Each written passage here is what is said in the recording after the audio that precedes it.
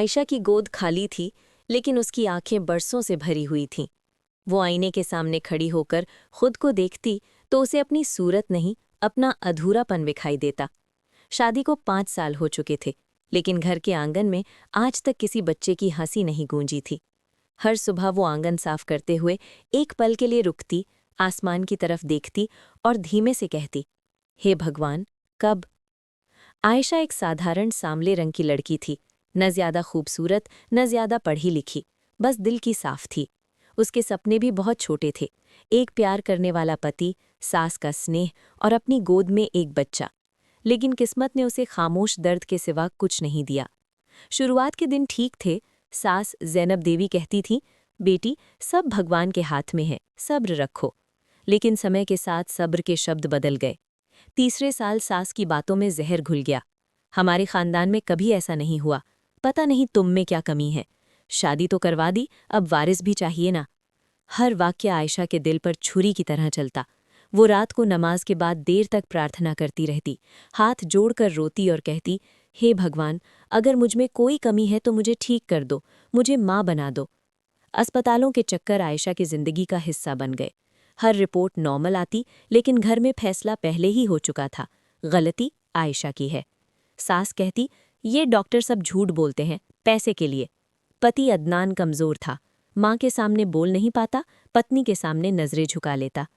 आयशा कई बार कहना चाहती, मुझे अकेला मत छोड़ो, मेरा साथ दो, लेकिन उसके होंठ कांप कर रह जाते।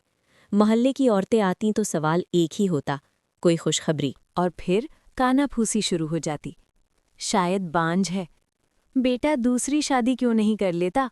सास ये सब सुनती और आयशा के सामने दोहरा देती। सुना, लोग क्या कहते हैं? आयशा का दिल चाहता चीख कर कहे, मैं भी इंसान हूँ, लेकिन वो चुप रह जाती। हर रात वो एक ही सपना देखती। वो अपनी गोद में एक नन्हा सा बच्चा लिए बैठी होती, उसके मुलायम बालों पर हाथ फेरती और कहती, मेरा बच्चा। लेकिन आंख खुलते ही गोद फिर खाली। एक रात आयशा ने हिम्मत करके अदनान से पूछा, क्या मैं सच में इतनी बुरी हूँ? अदनान ने बस इतना कहा, अम्मी का दिल रखना पड़ता है। उस एक वाक्य ने आयशा के अंदर कुछ तोड़ दिया। फिर एक दिन वो चमत्कार हुआ जिसके लिए आयशा ने बरसों दुआ की थी। डॉक्टर ने कहा, मुबारक हो, आप माँ बनने वाली हैं। आयशा की आंखों से आंसू बहने लगे। कांपते हाथों से रिपोर्ट पकड़कर वो घर पहुंची। सबसे पहले सास को बताया। सास ने न मुस्कुराया न दुआ दी, बस इतना कहा, देखते हैं कितने दिन चलता। एक दिन अदनान ने कहा, अम्मी ठीक कहती हैं, हमें आगे बढ़ना चाहिए। वो दिन आयशा की जिंदगी का सबसे अंधेरा दिन था। उसे घर से निकाल दिया गया। वो अपनी माँ के पास पहुंची।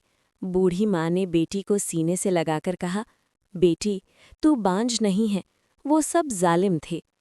आयशा बरसों बाद खुलकर रोई। वक्त बीत गया। आयशा ने एक अनाथालय में काम करना शुरू कर दिया। बच्चों को गोद में लेते हुए उसके दिल को सुकून मिलता। एक दिन उसे पता चला कि वो फिर से माँ बनने वाली है।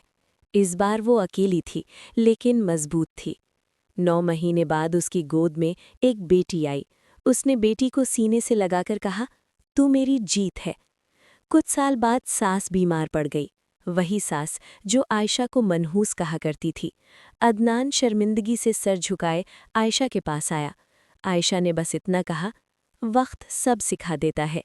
वो अपनी बेटी का हाथ